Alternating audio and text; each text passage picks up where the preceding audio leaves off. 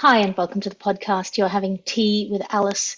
This week's episode is with Mina Starsiak Hawk, who is a American reality star and podcast host who I had a wonderful conversation with about family dynamics and negotiating your way between people pleasing and pleasing yourself and when boundaries become toxic. And it was just a fantastic conversation. I hope you enjoy listening to it as much as I enjoy having it. If you want to support this podcast, patreon.com/Alice Fraser is the place to go. I do a weekly salon. I do 2 writers meetings a week. If you'd like to join us, whatever you're writing, we do 1 hour of writing and then 1 hour of workshop. It's a lot of fun. We also do book clubs over there. Patreon.com/Alice Fraser is the place to go for that. Also, if you like this but would prefer it were funnier, The Gargle is my other podcast that I do weekly under the Bugle umbrella. That's it from me for now. I'll let you get on with listening to the podcast, and I'll talk to you again next week. You're listening to Tea with Alice.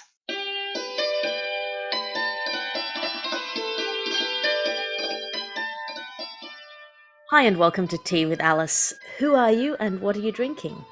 Hi, I'm Mina Starsiak Hawk.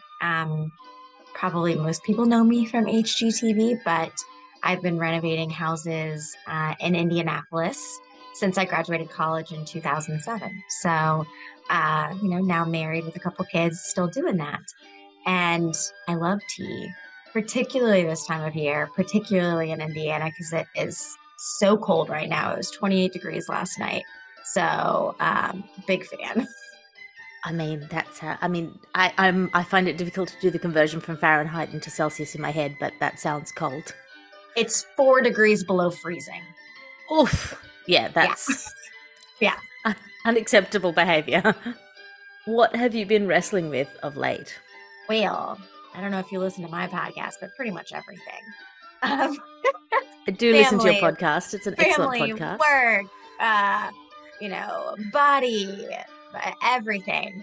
And a lot of that I've been working through over the last 6 months. So I'm kind of like on the other side of a bunch of things, but I'm going to be recording an episode. So what's been on my mind is with all the family complications I have going into the holidays. What's that going to look like?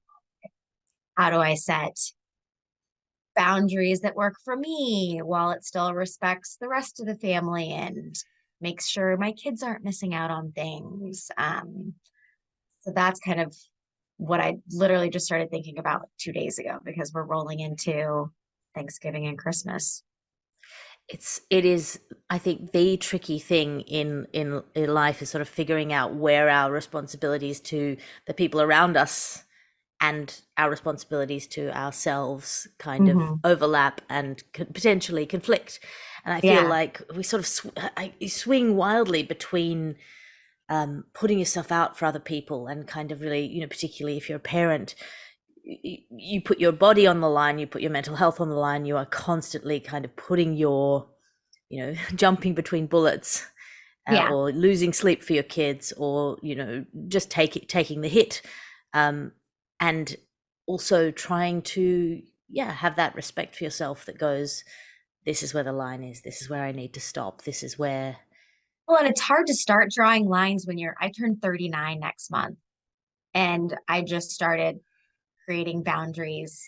And I've joked about it for years. I'm like, I have no boundaries. Ask you what you want. Come to my house, do whatever you want. So 40 years of no boundaries with the same family and a lot of the same friends. And then when you start setting them, they're like, what the fuck is wrong with you? Like, why are you being a jerk? Like, what's going on? What changed? And it's like, no, I know. I created this monster, but now I'm going to start dialing it back a little bit. It just throws people for a loop, man. Yeah, I sort of I make the analogy of like it's this kind of when I think about the way that like old white men feel with the current kind of social justice moves happening. Yes. I genuinely, and I like, this is probably too much sympathy on my part, but people who are creeps at work or whatever, I feel really sorry for them because they saw every generation before them get away with it. They saw every Yeah. generation before them take Yeah. advantage, steal from the cookie jar, and all of a sudden they're the ones who are getting their hands slapped for a Yeah. thing that, Yeah. they sort of everyone knew was wrong, but everyone was Yeah. doing it. And I feel really sorry for them. And the analogy that I draw is like when I remember the last time my dad ever carried me out of the car.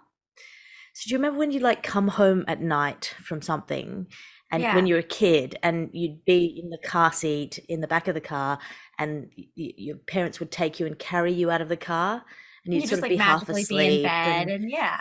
yeah.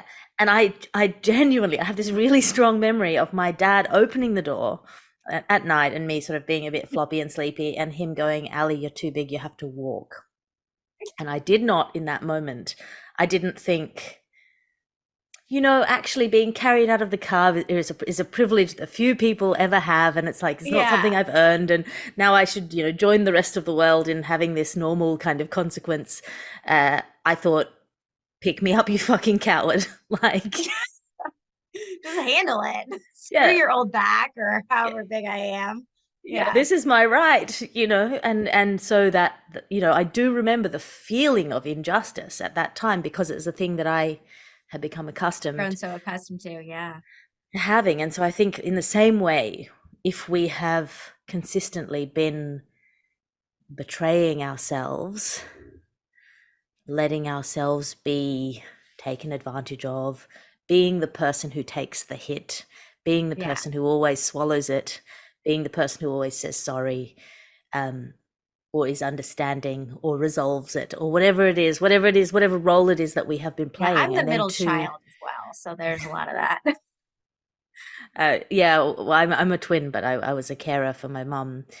And so I feel very responsible for the feelings of the people around me. It's my job to make sure everyone's comfortable. Hmm. Um, and that works well. I'm a comedian. It works well for emceeing gigs or the job of being a comedian. Part of your job is to make sure that everyone is comfortable, and then you make them uncomfortable, and you make them comfortable again. You play with all of that.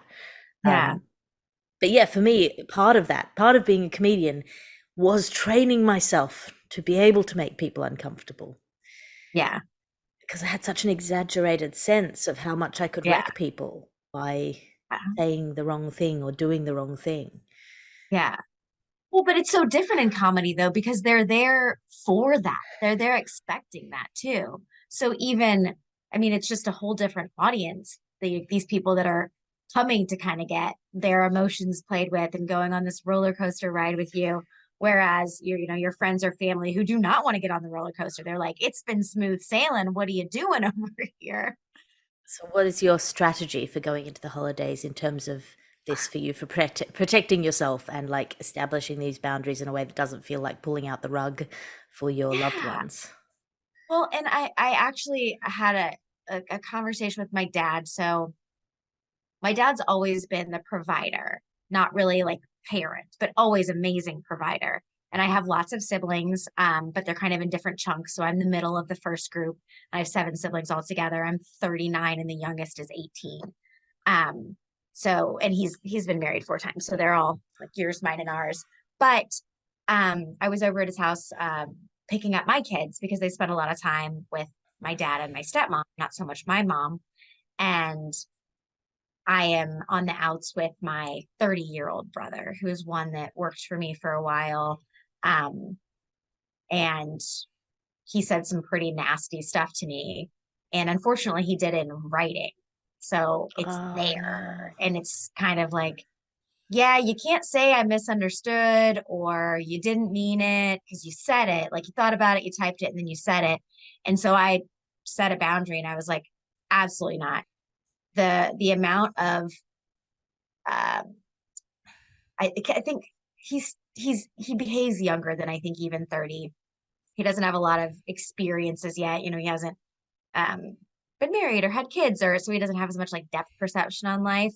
But I That's a think good he way to has put it. this, yeah, he has this feeling like that he's owed things. And I have given him so many opportunities in life that because of the hard work I've done, I've shared those opportunities and they were never owed to him. but he very much acted that way and treats me that way, and then said some really shitty things, um, and that ended with "sucks to suck." And I was like, okay, we're gonna draw a boundary here, and That's so juvenile. yeah, so yes, exactly. And I was like, yeah, I'm just not gonna do this, because usually in my family we all suck it up and we just go to the thing and everyone plays nice and then talk shit about each other behind their back. So I was like, I'm going to disrupt the system. And it has just, everyone's losing their minds because they're like, well, you're not going to come to the kid's birthday party because Tad's going to be there, and you're not going to come to dinner because Tad's going to be there. And I'm like, no, I'll come early, I'll come late. If he's not going to come, like, I'll pop in. If he's going to be there, I'll pop in for 15 minutes, but then I'll leave. Like, if these things are really important to you guys. um but recently when I was over at my dad's, he said, you guys got to figure this out. You got to figure it out. You got to talk to him. The holidays are coming up. Like, are you just not going to come to Thanksgiving? Are you not going to come to Christmas? And I kind of laid it back on my dad's doorstep for the first time. And I said, you're the leader of the family. You are the head of the family. Whether or not that's ever the role he played, that's what I was telling him his role was. And I said, no one is telling him make shit right. Um, and so I'm just not going to put myself in those situations. And I would ask you, as the head of our family, if it's very important for all of us to be able to be here together, to, to jump in. I would be happy to have some help in this situation, assessing it, solving it, making him understand, like, maybe where he misstepped and how we can come back to a place of good. But right now, all he's done is tell me that he's engaged and I'm probably not invited to his wedding, which is fine because I'm 39 and I've been to a lot of weddings. I don't want to go anymore. But and my dad, I don't think he really knew how to handle that. Um, but I think that is the answer. What I will say to him is, it's important for me. My dad's 75. It's important for me to spend the holidays with you. You know, they are limited. So, what's a way that my family can be with you and my stepmom and my siblings in a way that I don't have to sit at a table and pretend I'm okay making small talk with this person that's treated me so poorly? Um, and that works for some people. For some people, it doesn't. My brother, who has 4 kids that are all my kids' ages, he was like, we don't have the time in our lives to like make separate events for everything because you can't be in the same room with Tad. So you can come, you can not, you can come early, and respect. That's your boundary. Okay. So it's just trying to figure out with each family member how I can respect mine, understand theirs, and then still do things in a way that don't put me in a position where I have this very like visceral reaction and start feeling and thinking like it as a person that I don't want to be. Like, why would I put myself in a position where I'm acting, thinking, feeling, and like physically like sweating because I'm like, this is upsetting to me. Like, why would I keep doing that? But because other people haven't had the experience, it's really hard for them to understand why I wouldn't just like suck it up and do what I've done for the last 39 years, which is understandable. Well, I think it's one of the interesting things for me about being a mother now is that the things that I have so it's there's this kind of strength to get gendered about it that we get taught as women is strength, Mm-hmm. and that is the strength to suck it up. um and that, you know, I have a friend who was in an abusive relationship for years, and she told herself repeatedly that she could understand him, and if she could understand him and why he was doing these things and why we'd have these rage outbursts, and she could understand the trauma that it came from, and she could see where it was, you know, what caused it in each instance where he was being awful to her, Yeah. but that by understanding it she somehow had control over it and it wasn't hurting her. um and I think that we can get ourselves into that position where we feel more powerful because we're understanding, because we're the ones who have the forgiveness in us, because we're better than them, Mm-hmm. because they've lost it, you know, Yeah. they've had this outburst and they've hurt us, and so we be the better ones. And there's this odd kind of moral superiority that you get from taking it, Mm-hmm. the things that you don't deserve. Yeah. And I think it's a really dangerous position to put yourself in. And then when you become a parent, you're sort of like, oh, I think I owe it to my children Yeah. It's when you get not to these put up with this shit. outside sources, these outside, and I think that's why for a lot of people, like blending families when they get married is so hard because your family's been so used to your specific dysfunction for so long. And then when an outsider comes in as and attached to one of them, they're like, do you know that this is dysfunctional? So I think even like for myself and my husband, when I started setting some boundaries, which was it was my mom and I would just show up at each other's houses. We lived next door to each other. We'd walk in, we'd walk out, we'd do whatever, we'd take food out of the fridge. And he said, can you just ask her to like knock or text before she comes? And I was like, you know what? I don't have that boundary, but that seems reasonable. And you would have thought like the world was ending. Like you're changing for him. This is ridiculous. But just an example of when you have, like, when you start adding perspective outside of your little family bubble that you've had blinders on for so long, you can see, like, oh, this isn't normal for everyone.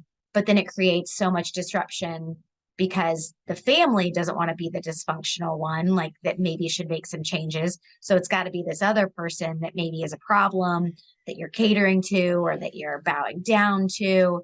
It's an interesting dynamic. It's a super interesting dynamic. It's funny how protective you can be of your family's dysfunctions. Yeah. And I came up against this quite recently. A family member did a thing that was kind of across the line. Not, not anything too horrible, but it was like it was clearly an inappropriate thing to do, and it sort of came from all these other things. Um, and I was like, oh, these were like this person had delusions about the world, that were kind of silly and caused them to have this situation. And I was like, oh, I feel really protective of these delusions because in my childhood these were load bearing delusions. Mm-hmm. Like this person's kind of assumption that everything was going to be fine and that nobody could possibly misinterpret their actions, because they're a good guy, Yeah. um, were the things that kind of got us through difficult times as a family. Yeah. And so when this came up as a real problem in the real world, I felt really like protective of them, and I didn't want to like confront them about it and discuss it and have the conversation and Yeah. deal with it.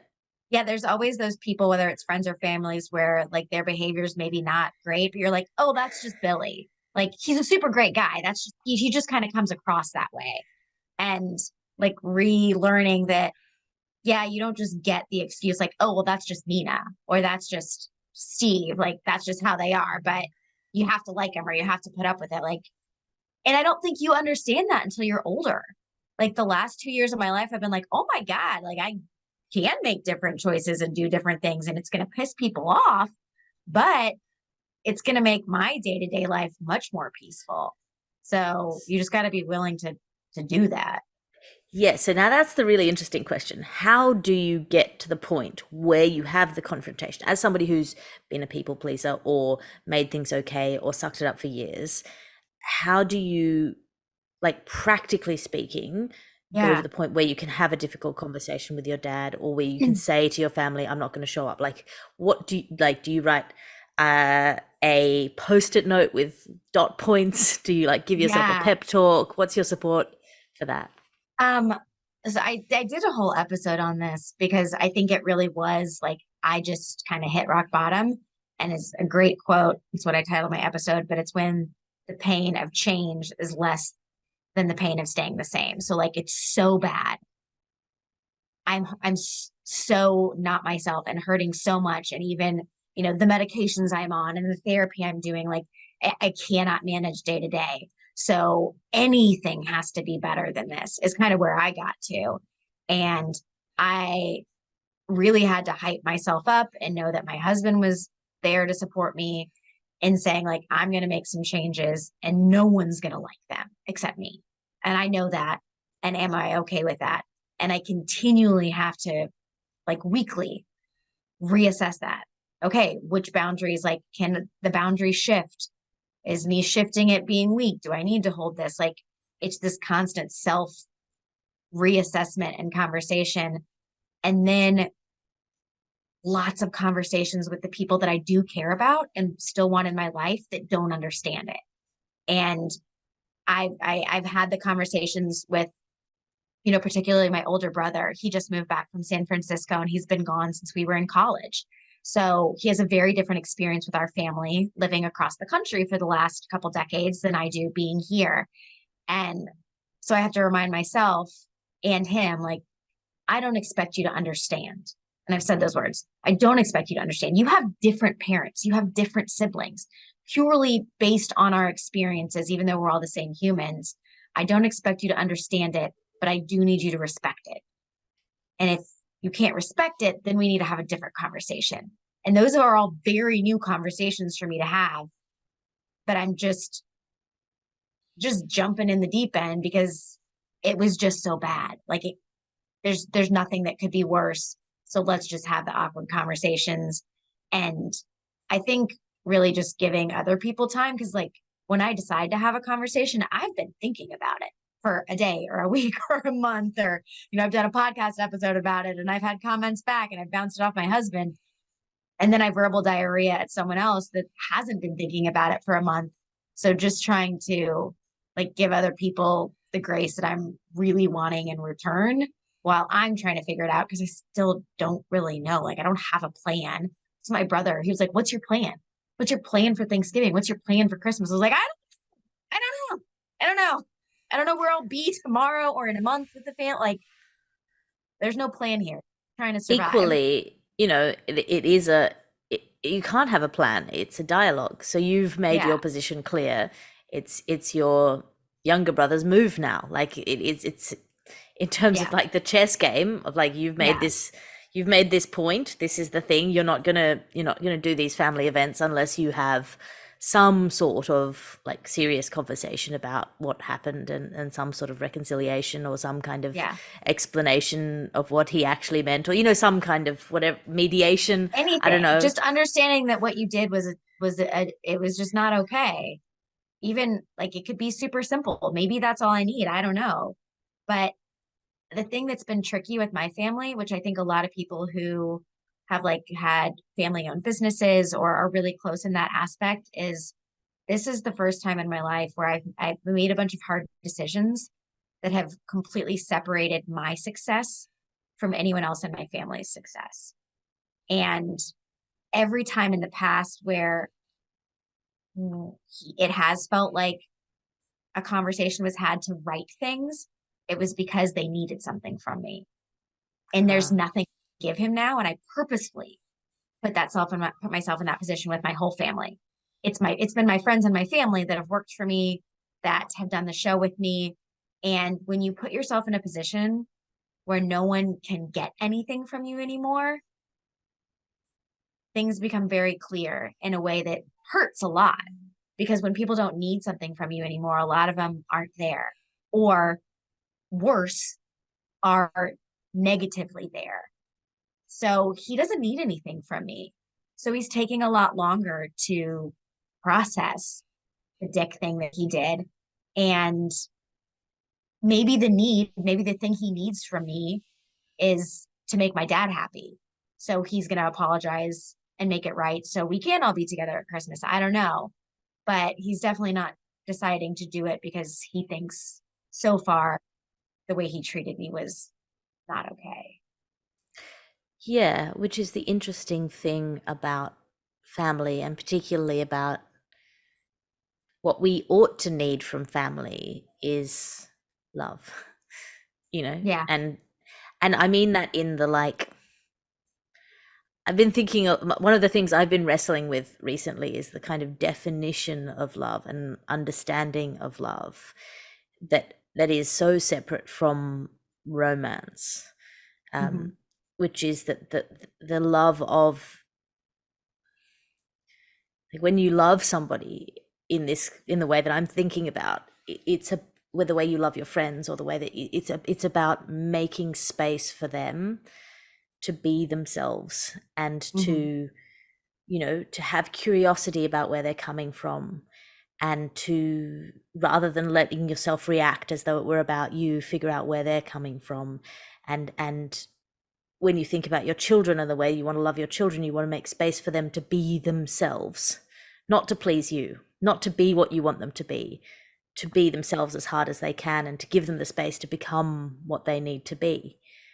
And that kind of love is the love that we ought to have. I don't, like making moral kind of pronouncements here, that I feel we Yeah. ought to have for our families. When you Yeah. build your family, or whether it's a family that you're born into, and that doesn't, I don't see that a lot. I don't see that as much Yeah. as would be nice.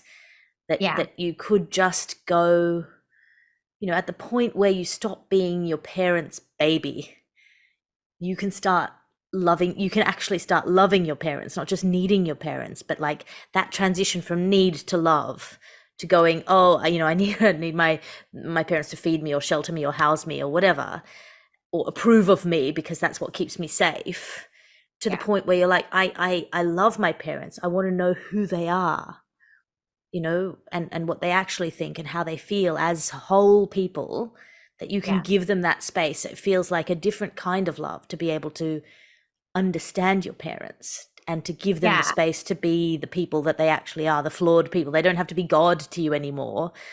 Whereas children, they're the sky that keeps the void of space away from you. Yeah. So you sort of like, you can't really love them. You can only adore them or need them. And it's Yeah. not until you don't need them anymore that That you you can can make the actually, active choice because it's more pure. It's not tied to something.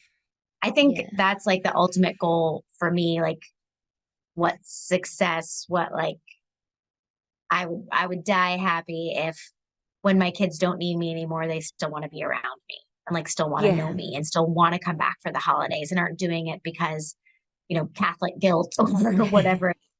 Like that would be the ultimate goal for me as a parent, for them to still want me when they don't need me. yeah, And I wish I had that all the time with my parents, and I haven't for most of my life. I'm getting to that place like in the last handful of years with my dad where like we have a better relationship and we enjoy each other's company, and but that was not for the longest time. And that's sucky.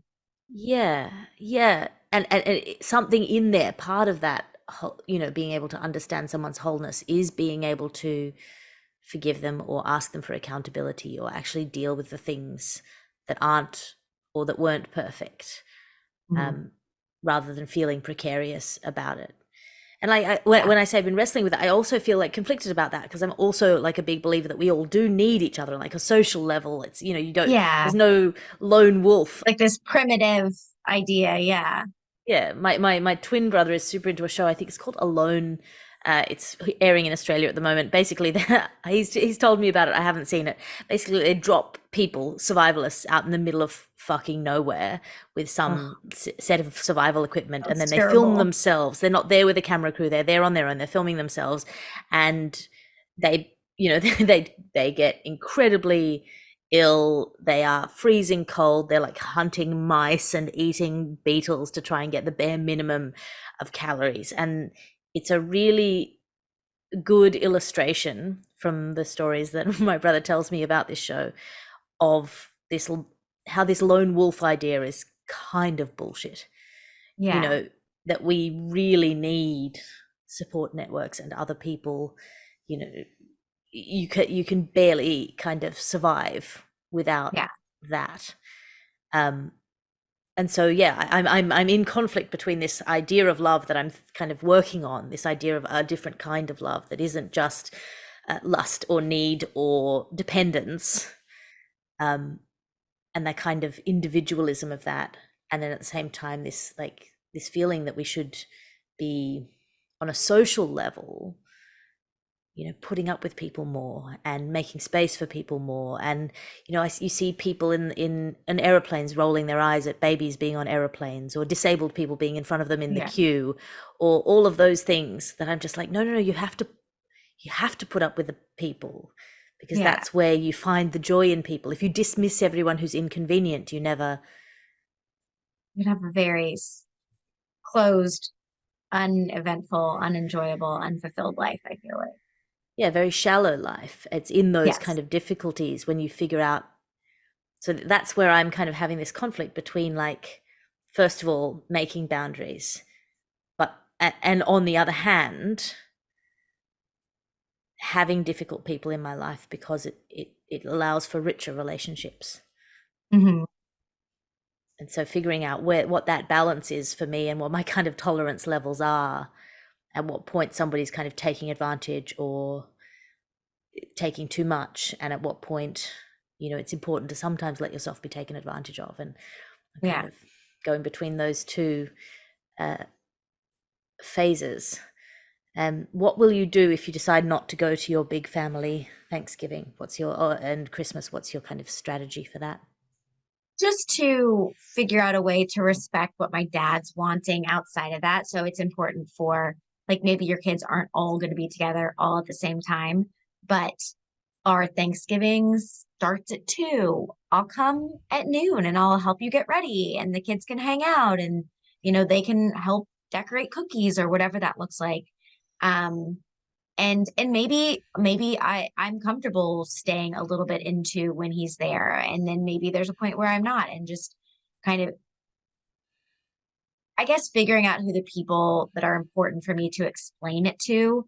Because while I think sometimes it's like, oh, I don't have to explain myself, I think there's still value to that because they can understand where I'm coming from more. um so just trying to figure out a way to still meet the other people's needs that are actual, like, ones that I've sussed out, like, okay, this is meaningful to you. Um, and figure out a way that I can meet their needs while they respect and meet mine. So it would just be coming early, coming a little bit late. My brother tends to be late to everything. So other people tend to show up and I can see them and spend time with them necessarily before I have to spend time with in a room with him as well right now. So I think that's kind of the thought process, the plan. It's not much of a plan. It'll probably Well, change in yeah. a week, but Well, and you also have to kind of go with your gut at the time. I have a slightly similar, slightly related dilemma in that I have a relative who is married to a rapist, convicted rapist. He served his jail oh, time. that's a tough one.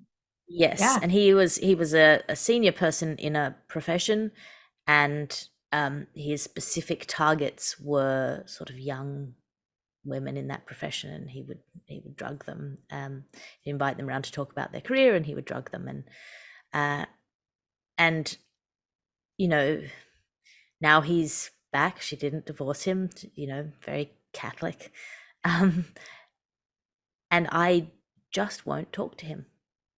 Like I, No. and it's that thing of like, I don't know, had it been a different crime or had there been a different kind of victim, I don't know if I would feel differently.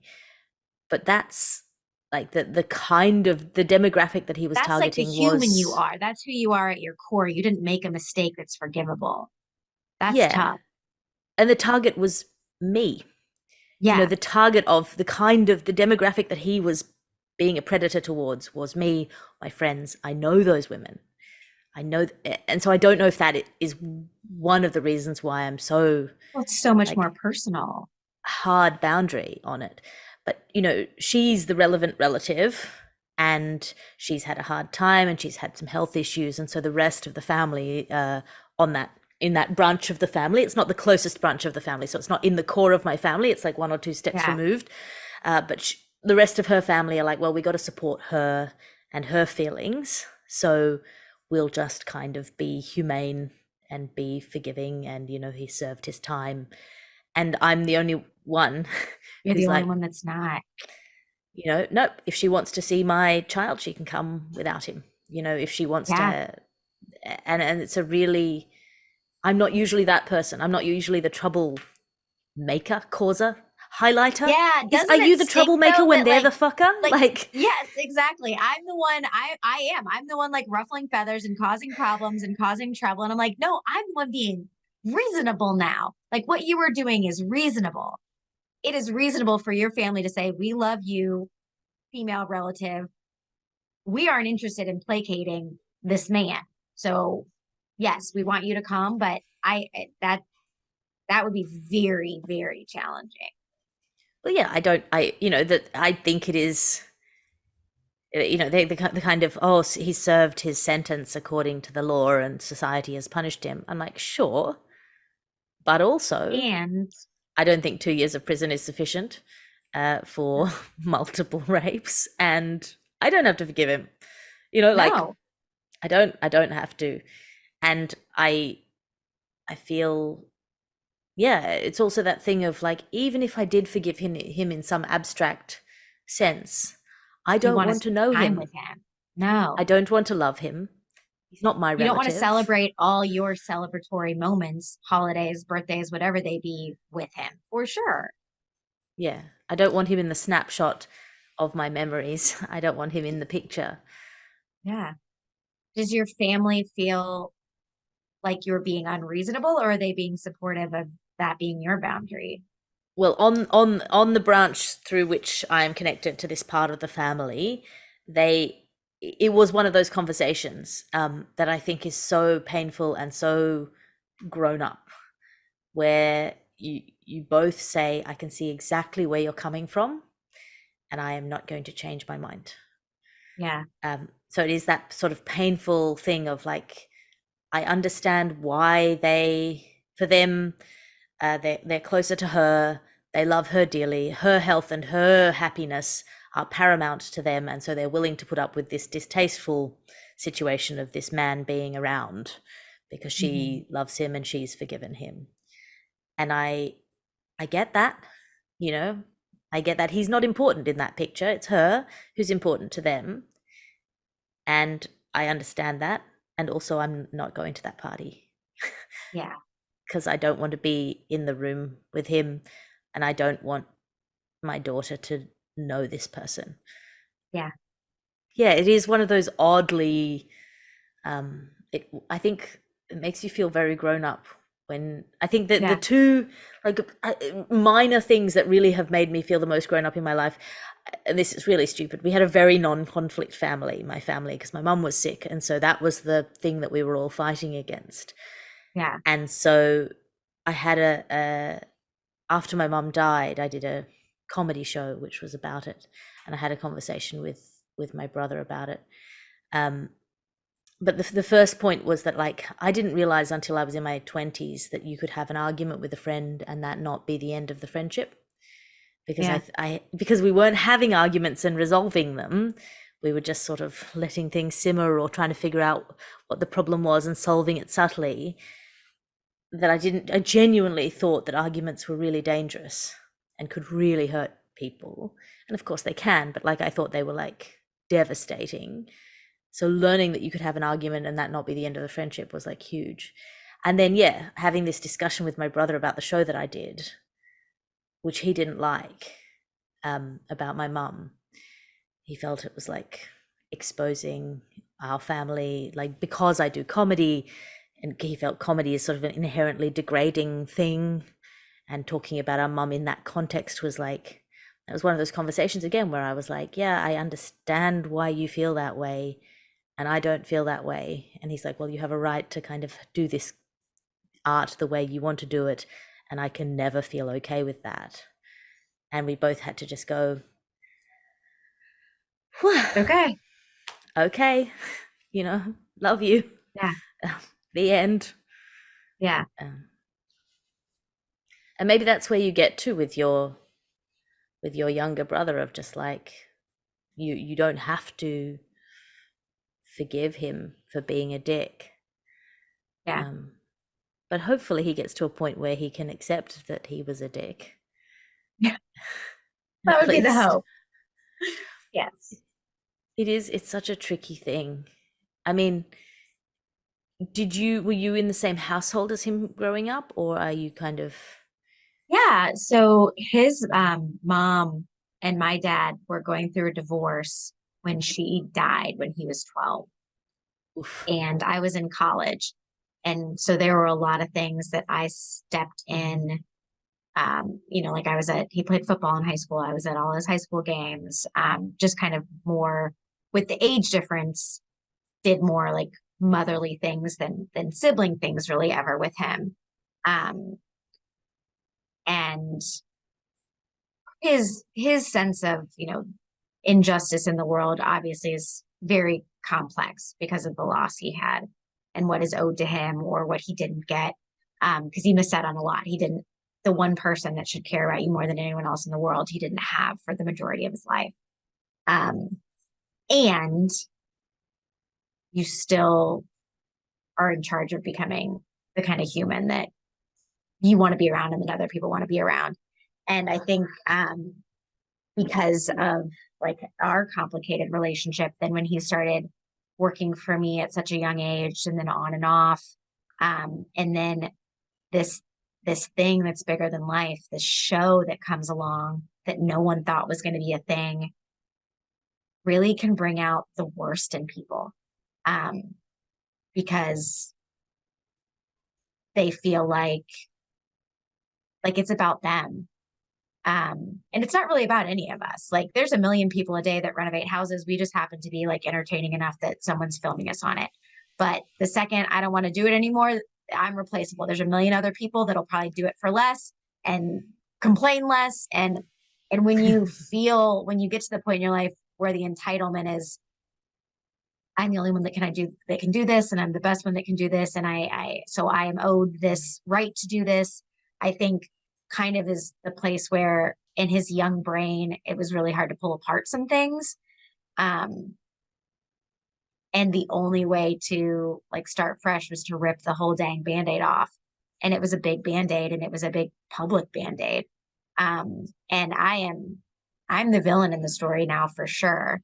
I'm the one that fired my whole team and doesn't speak to my family, and all in a very public way from these people who all think they know the whole story.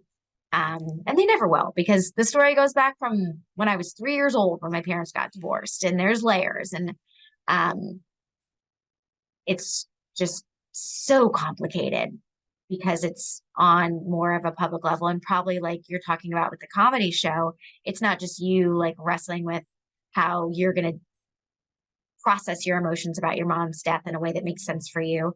You're doing it somewhat on a public level, which is upsetting to your brother, to maybe other people. So mine's, I think, very similar to that. Yeah, it sounds like actually my dad is in a slightly similar situation to you with regards to his siblings, in that their dad died when my dad was 5. Mm-hmm. So, and his younger siblings were 3 and 1, so they don't have the memory of their father. So my dad, in many Yeah. ways, was this parentified figure. Mm-hmm. And in the same way as like part of teenagehood and growing up is like taking your parents down from this pedestal and then rebuilding the relationship from the ground up, and you can Mm-hmm. do that depending on how difficult your relationship with your parents. You either do that in your teens safely and happily in Yeah. a sound environment, or you do it in your later 20s where you suddenly kind of come to terms with the flawed person that they were, and reject them or accept them on these new terms. But then having to do that with someone who is in a parental role but also your sibling is Yeah. a really I was difficult thinking about it thing. yesterday because I was thinking about it with my parents. Like, I didn't like with my brother, like, I didn't owe you anything, but I gave you a lot. I didn't owe you any opportunities, but I gave you a lot of opportunities. And then, so where is that different? Because I'm always trying to like put it back on myself to like, okay, like, where am I maybe misstepping here? Like, it was my parents' job to do certain things, but also maybe, I guess it goes back to like understanding where he could feel like the things that I feel like my parents, it was their responsibility to do for me. They did owe me. Like he feels that way towards me because I kind of filled that role. But also you didn't.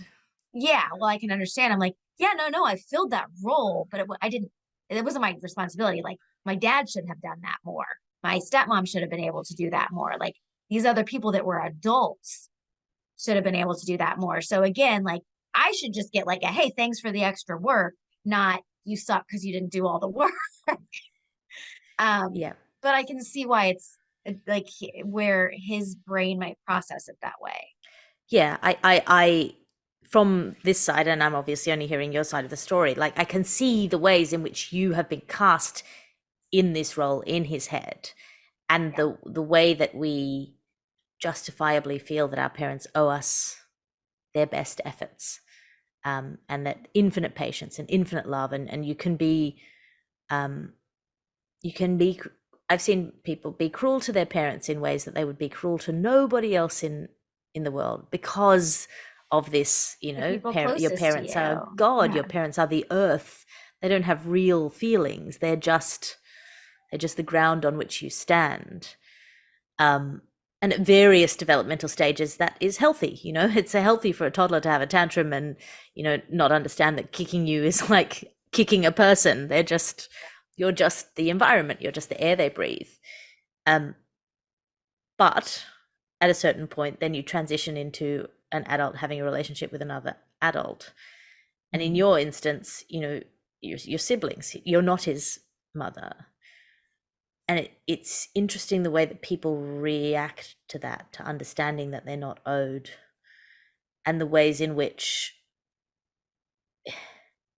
particularly men can be blind to what they feel they are owed until it is withdrawn.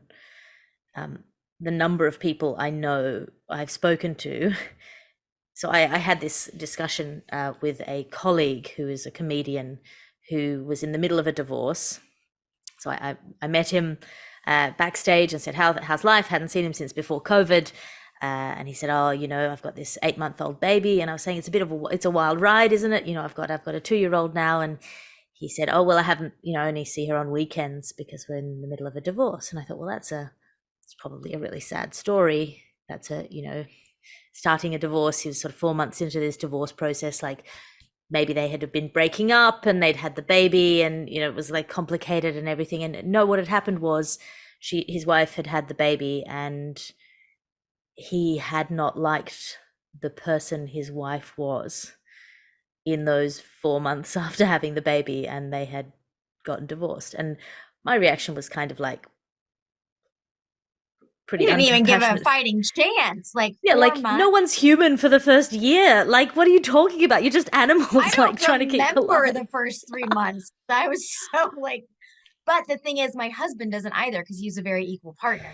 Yeah, Sounds like maybe that wasn't the case in this situation. I was trying, like, I couldn't cope with this because I was just like, I wasn't even a person. Like, I wasn't even a person for the first 3 months. I didn't even lift my head up. Like, I was just Yeah. in this phase of like, you're a symbiotic creature and you've got this other thing, and you're kind of, and you're Like the job living of off your this. body. Yeah, the job of the non-birth giving parent is just to make sure all the fucking bottles are clean and everything is within like arm's reach of you while you're breastfeeding like a gremlin on your little, Yeah. and I just could not wrap my head around it. I was like, how did you not get that? And I realized that for him, it was like, but you were my mummy. It was that. It was Yeah. like the attention that he felt entitled to from his partner, that his needs were being met by Paramount. her, Yeah. were paramount. And he wasn't a man. Like, and I mean that in like, not in the gendered sense, but he just wasn't a grown up. He didn't know how Well, to and he's going to function. have a struggle. Like, you're going to have to find a woman who is okay with that and who isn't ever going to have kids or a dog that she loves more than you. Or, like, you're going to have a very specific small pool of women that are going to be able to fit what that version of him needs. Yeah. Yeah. It just was so mind blowing to me, and that he was completely unaware of His role in that. about how unreasonable it was to feel entitled to the attention of a new mother, um, as the center of her world. What's always so interesting to me is like, who is he surrounding himself with? Because just as humans, you like have you want a confirmation bias. Like, can I say this to someone else and then be like, yeah, no, that's not crazy. That makes sense. Like, who in his life did he bounce these things off of? Brother, friend, and the friend was like, no, dude, that makes sense. Like, she really should be giving you more attention. Like, the baby's ruining everything. Like, who was the person that did not say, you need to pump the brakes? You need to give it time. You need to maybe look at yourself here. No one Yeah. was saying that to him. Yeah, or just suck it up and then talk about it in another year, or whatever, Yeah. like just whatever it happens to be. And I'm not saying that you can't have relationships that break that early in a new birth, or that the process of pregnancy and birth can expose like unsolvable problems, or that you have I think you should have these conversations before Definitely. you have a baby, but you could get to that point where you're like, oh, we have completely different ideas about what this is, or what we should be doing, or the safety of the child, or I think you could have a perfectly reasonable divorce with a 4-month-old baby, or a separation, or Yeah. whatever, where you're like, oh, this is not going to work. We can both see that. Here's how we're going to deal with the kind of the caretaking responsibilities. But that wasn't what had happened here. This No. was just, yeah, this was just a complete lack of adulthood in a Yeah. man who was my age. And I thought, that odd thing that I think might be the case with your brother, who I've never met, probably a lovely guy. It's like, how did you get this far without having to do this process of Yeah. Get like figuring out what people checked. actually owe you? Yeah. Well, and again, because the world we're in, there's so many yes people if that's what you want to surround yourself with. And especially at that age, like hit between his 20s and 30s, with the show being such a big thing, it's really hard to surround yourself when you're making new friendships and you're making new relationships that are going to be theoretically lasting ones, or you're finding your partner.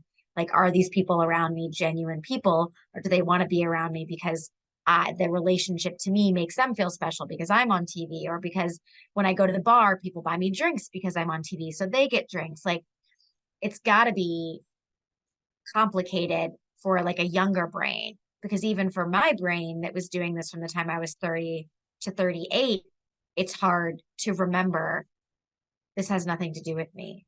I'm a blip on the radar. I'm replaceable. Like, the people that love me don't love me. They love the show that's 42 minutes, you know, 500 minutes of a year of my life. And the people who hate me don't know me that well. It's just, they know what they see on the show. So none of it's real. Like, just remembering that none of it's real, I think would be very challenging for me to have done in my 20s. Yeah. And I who's don't been know. carrying him out of the car? And Yeah. Yeah. He's still getting carried out of the car by all his friends and yeah, my dad. it's one of the things, like, I have a few really strict rules on stage, with performing comedy, or even with podcasting, of the things that I won't talk about, and and they're kind of, from the outside, a little bit arbitrary. I'll talk about my mother and the grief that, and all of that stuff, but I won't talk about my personal relationships, or my sexual relationships, or anything like that. Um, and that's not because I have any judgment between those two things. It's just because I need to remind myself that who I am on stage, the person that is getting, fans, or liked, or enjoyed, or laughed at, or, the person who they think I am, that's not complete. Yeah. You know, my brother doesn't want to be in my stand-up comedy, my twin brother, and he never appears in my stand-up comedy, which is a good reminder when I'm telling these stories that they're not complete stories, because my twin brother is a huge part of my life. And so reminding myself, if he's not in that story, it's not the whole story, is a way to kind of keep myself, whatever that is, sane. In check. Yeah. It's just, yeah, just like level. If not where you get up here and you have this inflated sense of self. And then I think when that happens, that's when you start behaving in ways that are unpleasant. Well, good luck with the holiday season. I hope you come to a good kind of resolution that is, like, satisfying, and that helps your brother and your relationship to kind of grow to a better place. Where can people find you online? Where can they support your work? All of that stuff.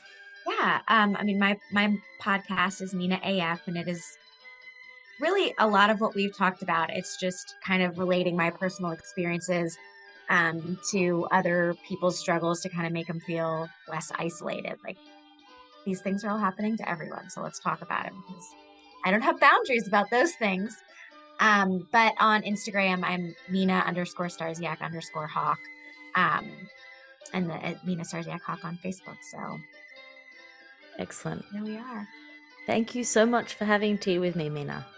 Thank you for having me. I thoroughly enjoyed it. Oh, do you know, or do you This office mistress we have got. Elsie Thompson, it is her name, and she helps the doll beside every frame. Lousy rifle doll.